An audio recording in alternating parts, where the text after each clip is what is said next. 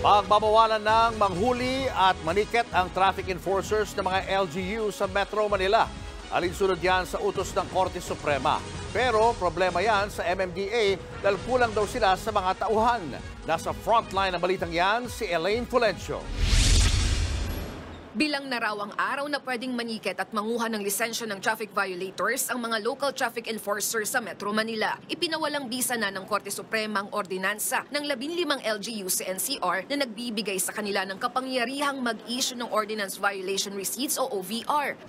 Sa higit 40 pahinang desisyon ng Supreme Court en banc, idineklara nilang null and void ang traffic ordinances. Katwiran ng Korte, ang Metropolitan Manila Development Authority o MMDA ang dapat manguna sa mga panguhuli sa violators. Mga patakaran din ng MMDA ang dapat mangibabaw pagdating sa traffic management sa Metro Manila.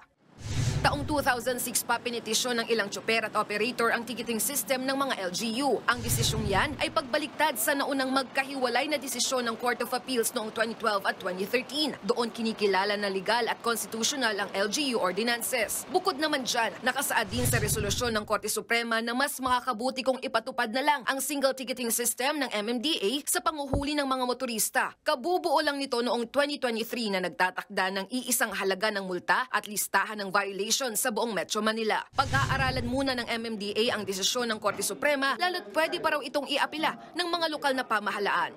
Wala naman pong nakalagay dito sa desisyon na ito po ay immediately executory. Pero ngayon pa lang, aminado silang mapipilayan oras na tuluyan ng pagbawalang manghuli ang local traffic enforcers. Ayon sa MMDA, hindi sapat ang bilang ng kanilang traffic enforcer para magmando sa buong Metro Manila. Kaya ang isa sa mga nakikita nilang solusyon ay i-deputize ang mga local traffic enforcer sa Metro Manila. Sa ngayon, nasa 2,500 lang ang MMDA enforcers para sa buong Metro Manila, malayo sa kailangang higit 8,000. Hindi po nga namin kaya. We can admit that na hindi kakayanin.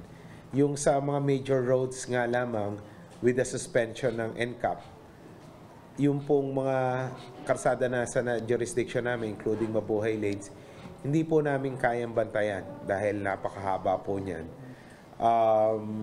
So kailangan po talaga namin ang tulong ng mga local traffic enforcers. Ayon sa ahensya, handa silang mag-deputize ng traffic enforcers pero kailangan nilang dumaan sa training at maipasa ang pagsusulit bago mabigyan ng kapangyarihang manikit. Pero nilinaw ng MMDA na pwede pang manikit ang mga local traffic enforcer lalo't hindi pa pinal ang desisyon. Sa susunod na linggo, nakatakdang magpulong ang MMDA at LGU. Nagbabalita mula sa Frontline, Elaine Fulgencio, News 5. Mga kapatid, Julius Babaw po. Iba na ang may alam at may pakialam sa panahon ngayon. Para sa Frontline ng mga balita, mag-follow at mag-subscribe sa social media pages ng News 5.